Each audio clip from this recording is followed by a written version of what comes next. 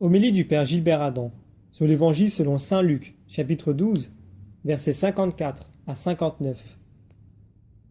S'adressant ainsi aux foules, Jésus disait : Quand vous voyez un nuage monter au couchant, vous vous dites aussitôt qu'il va pleuvoir, et c'est ce qui arrive. Et quand vous voyez souffler le vent du sud, vous dites qu'il fera une chaleur torride, et cela arrive. Hypocrite, vous savez interpréter l'aspect de la terre et du ciel, mais ce moment-ci, pourquoi ne savez-vous pas l'interpréter ?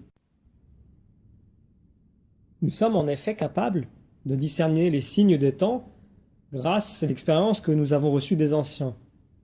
Mais cette expérience est extérieure à nous. Pour reconnaître les signes des temps du royaume, il convient de croire et comprendre que c'est le même et unique Esprit de Dieu qui agit dans l'univers, dans l'histoire et le cœur des hommes. Ainsi, la nature nous éduque dans la cohérence des événements de la vie.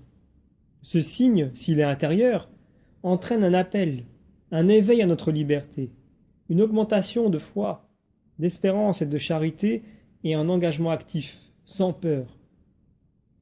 Reconnaissant, dans un événement, un signe, c'est une provocation à engager notre liberté pour plus de justice et de vérité. Et cela nous reconnaît une lumière de l'Esprit de Jésus. Nous portons en nous la souffrance de l'écart entre ces paroles et ce que nous pouvons en réaliser de la vie de Jésus et de notre vie. C'est la passion de Jésus qui nous sauvera et qui nous donnera la force et la lumière. À l'image et à la ressemblance de Dieu, nous pouvons envisager d'entrer dans la bonté de Dieu. Nous continuons la lecture de l'Évangile. Et pourquoi aussi ne jugez-vous pas par vous-même ce qui est juste ?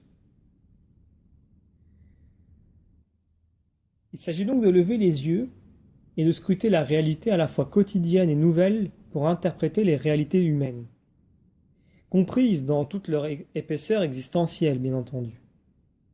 Nous sommes invités à y reconnaître des signes de la réalité divine, du dessein de Dieu sur l'humanité qui passe par l'actualité.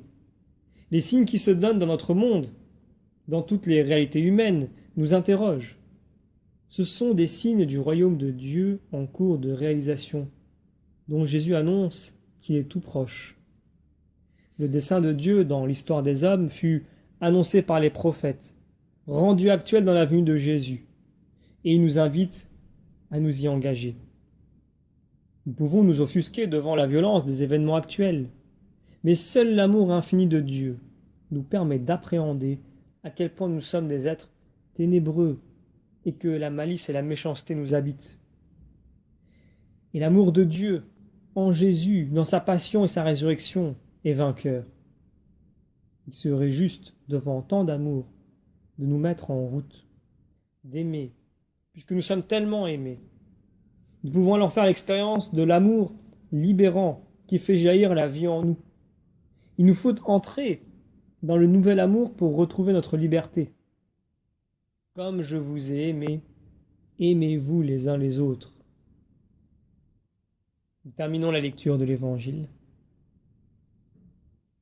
Ainsi, quand tu vas avec ton adversaire devant le magistrat, pendant que tu es en chemin, mets tout en œuvre pour t'arranger avec lui, afin d'éviter qu'il ne te traîne devant le juge, que le juge ne te livre à l'huissier et que l'huissier ne te jette en prison.